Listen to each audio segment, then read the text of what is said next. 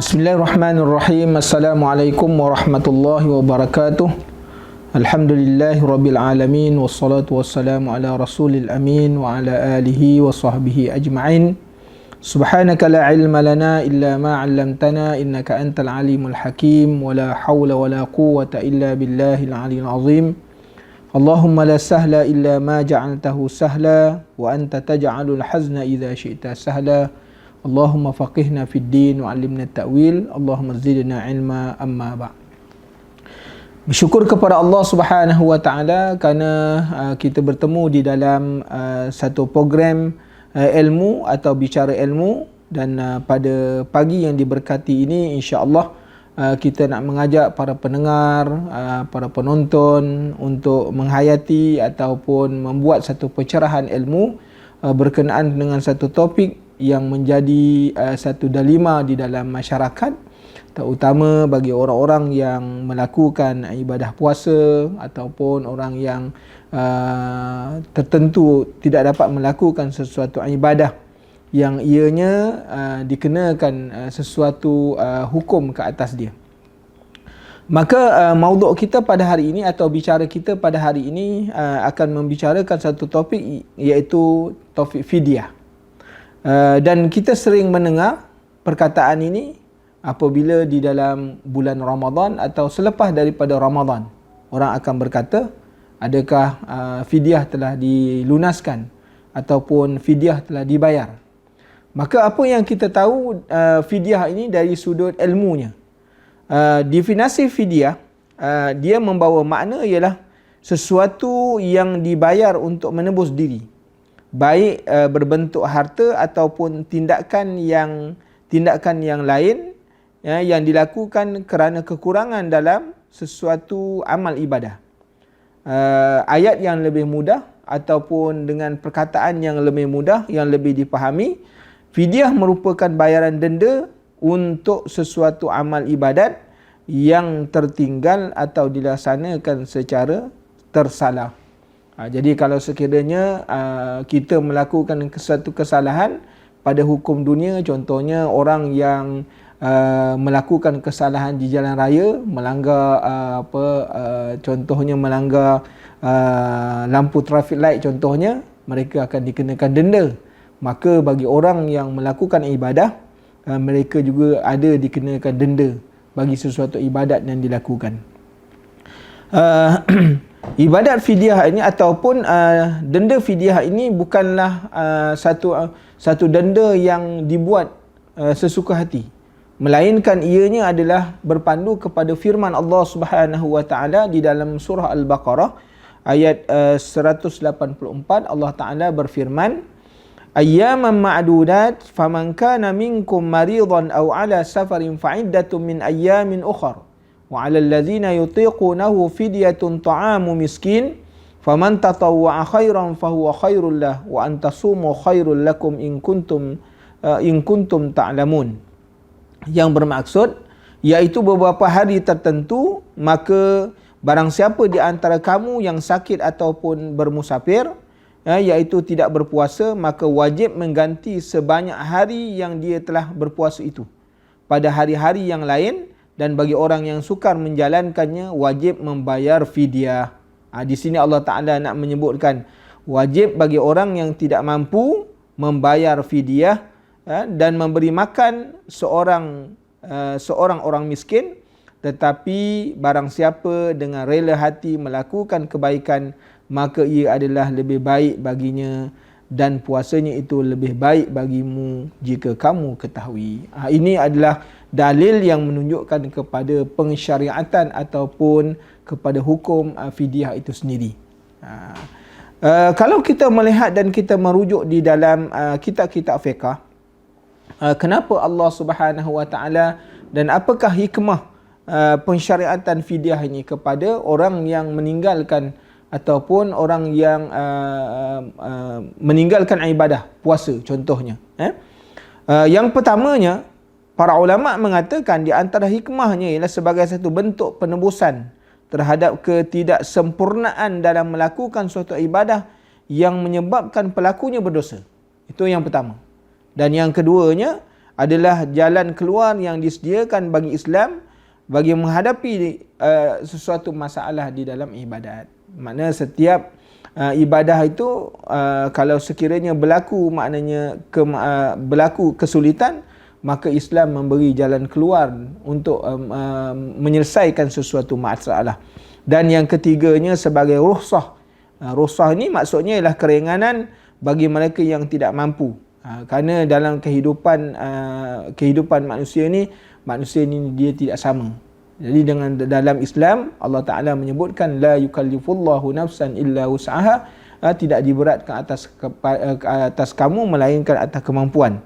Jadi dengan sebab itu ada orang yang tidak mampu untuk melakukan ibadat secara badaniah, maka dia menggantikan ibadat itu yang sama nilainya dengan ibadat dalam bentuk maliyah.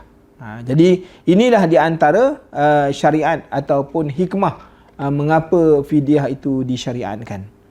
Maka kalau kita melihat dari sudut hukum membayar fidyah ini, sudah jelas Allah Subhanahu Wa Taala menyebut di dalam surah Al-Baqarah dalam ayat yang kita baca tadi, yang mana dia kata apa?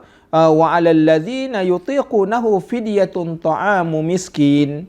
Hendaklah maknanya orang yang melakukan sesuatu kesalahan tadi, sama ada yang tidak berdaya ataupun yang meninggalkan puasa kerana tua dan sebagainya, membayar fidyah, iaitu memberi makan kepada orang miskin.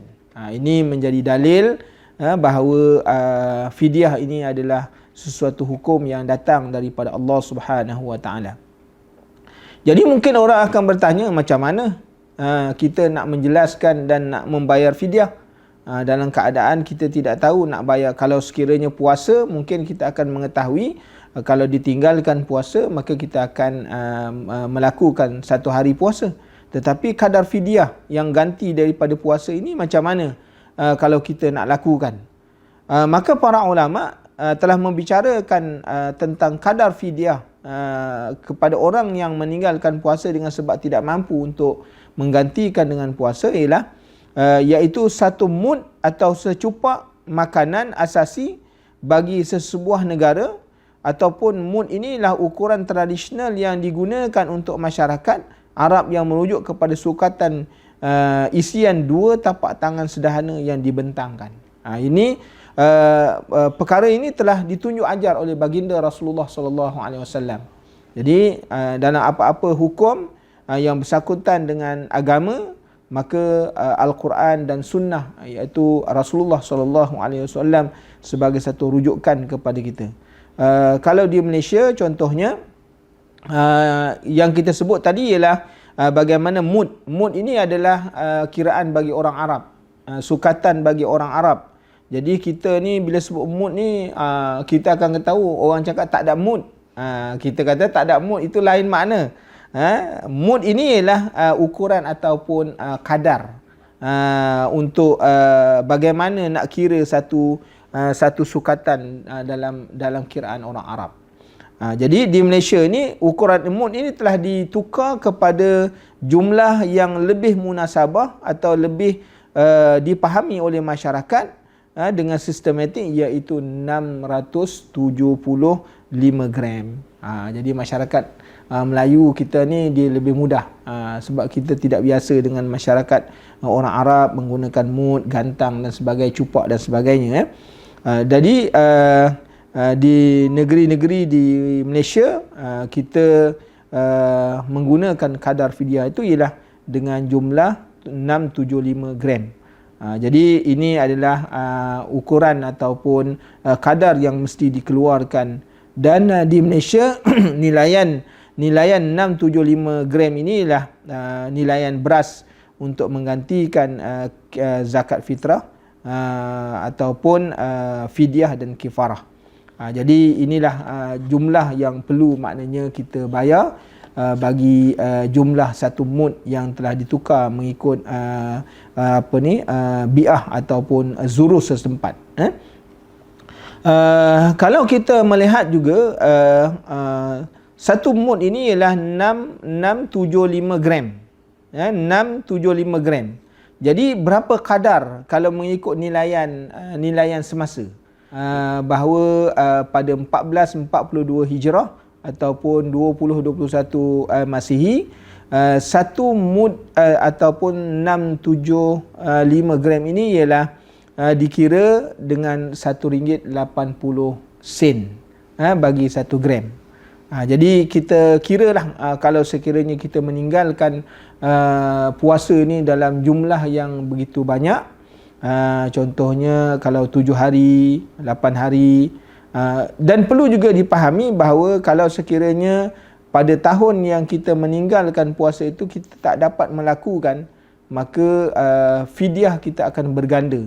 Jadi 1 menjadi 2. Jadi kalau 2 maknanya RM1.80 dikalikan dengan 2 lah.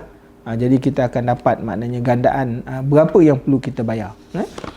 Jadi orang akan bertanya, kenapa kita perlu bayar fidyah? Kenapa kita dikenakan fidyah? Maka di antara sebab-sebab yang dikenakan fidyah ini ialah pertama, iaitu uzur atau tua. Iaitu lelaki atau perempuan yang terlalu tua dan merasa tidak mampu untuk berpuasa. Jika ia berpuasa akan menimbulkan masyakkah, iaitu kesulitan ataupun menimbulkan mudarat kepada dirinya sendiri. Maka orang-orang yang ini diizinkan untuk dia membayar fidyah atau dikenakan fidyah bila masuk dalam bulan Ramadan. Mereka tak boleh melakukan ibadah puasa, maka diganti dalam bentuk ibadat maliyah, iaitu membayar bagi setiap hari yang ditinggalkan dengan 1 mud ataupun dengan 1 gram tadi, iaitu 675 gram. Maka itu kalau dikadarkan dengan nilai ringgit ialah RM1.80. Dan yang keduanya iaitu orang yang menghadapi penyakit kronik. Sakit kronik ini ialah sakit yang tiada harapan untuk membawa kepada kesembuhan mengikut pengamalan ataupun mengikut daripada nasihat doktor yang diakui dari sudut ilmunya, iaitu doktor-doktor Islam. Kalau diakui ilmunya dan dia telah mengesahkan bahawa orang ni dia tidak ada harapan untuk sembuh, maka bila masuk di dalam bulan Ramadan dia tidak dapat melakukan ibadah puasa, maka hendaklah digantikan puasa yang ditinggalkan dengan membayar fidyah. Dan yang ketiganya ialah wanita yang mengandung dan menyusukan anak. Ini kalau kita sebut di sini ialah dalam keadaan orang perempuan yang hamil ataupun selepas daripada kehamilan, iaitu melahirkan anak. Jadi meninggalkan daripada berpuasa ataupun tidak berpuasa tadi sama ada khawatir kepada keselamatan dirinya atau keselamatan kandungannya, ataupun bimbang atau kepada kedua-duanya sekali. Maka mengikut jumhur fuqaha, membayar mereka dikenakan fidyah bagi 1 hari yang ditinggalkan. Jadi ini telah diittifakkan oleh para ulama di dalam mazhab. Dan yang keempatnya, orang yang dikenakan fidyah ini ialah orang yang melewatkan puasa qada, puasa Ramadan yang ditinggalkan pada suatu tahun, kemudian melangkau kepada tahun yang berikutnya. Maka ini adalah orang yang dikenakan bayaran fidyah. Sekiranya puasa yang ditinggalkan tadi tidak sempat diqadakkan pada tahun itu, maka dia melangkau untuk tahun Ramadan yang selepasnya, maka mereka dikenakan fidyah. Bila kita membicarakan tentang fidyah, maka kita akan melihat dan orang akan bertanya, bila nak bayar fidyah? Bila masa untuk kita membayar fidyah? Maka waktu untuk membayar fidyah ni telah sepakat fuqaha bahawa bermula sebaik sahaja ibadah berkenaan tidak dapat disempurnakan. Kemudian waktunya ialah dalam kaedah fiqh dinamakan dia waktu muwassa'. Dia punya waktu yang luas yang tidak terhad pada satu tempoh yang tertentu, namun demikian digalakkan untuk orang yang meninggalkan ibadah ini supaya disegerakan kerana ia merupakan hutang di sisi Allah Subhanahu Wa Taala yang dikhawatiri kalau sekiranya ditangguhkan maka dia tidak dapat untuk melakukannya. Dan jika dia tidak sempat atau ditunaikan oleh orang yang wajib ke atasnya, berpindah kepada waris dan ahli walinya. Dan kalau bagi orang yang meninggalkan puasa Ramadan yang tertangguh, yang tidak dapat dilaksanakan, maka dia menjadi gandaan pada pandangan dalam mazhab Syafi'i. Jadi untuk makluman kepada sidang pendengar dan para penonton yang dirahmati Allah, bila kita menyebut tentang bagaimana nak melaksanakan fidyah ni, pembayarannya, maka prosedur penyerahan fidyah ni, yang pertamanya pembayaran atau waris hadir ke unit mal jabatan ke Majlis Agama Islam Melaka, ataupun pegawai MAIM akan memberi khidmat nasihat berkenaan dengan kiraan. Kalau kita tak tahu, maka cara pembayarannya akan diseliakan oleh pegawai-pegawai yang bertugas di unit mal. Dan pembayaran ini juga dijelaskan di bahagian keuangan MAIM. Jadi untuk maklumat lanjut, kita bolehlah menghubungi bahagian mal Majlis Agama Islam untuk mendapatkan kadar yang terkini, dan disediakan satu borang kepada kita supaya kita dapat melihat dan kiraan yang paling mudah. Dan kita menasihatkan kepada semua masyarakat Islam supaya menyerahkan kadar fidyah mereka kepada badan yang berautoriti. Janganlah membuat bayaran fidyah secara sendiri-sendiri mengikut kepandaian kita, kemungkinan. Sebab apa yang dibimbangi kalau sekiranya kita membayar bukan kepada orang yang ditentukan dalam hukum, iaitu orang miskin, maka kita bimbang dan kita khawatiri bahawa fidyah kita tidak terlaksana, dan kita kalau mati masih lagi menanggung, maknanya satu hutang di sisi Allah Subhanahu Wa Taala.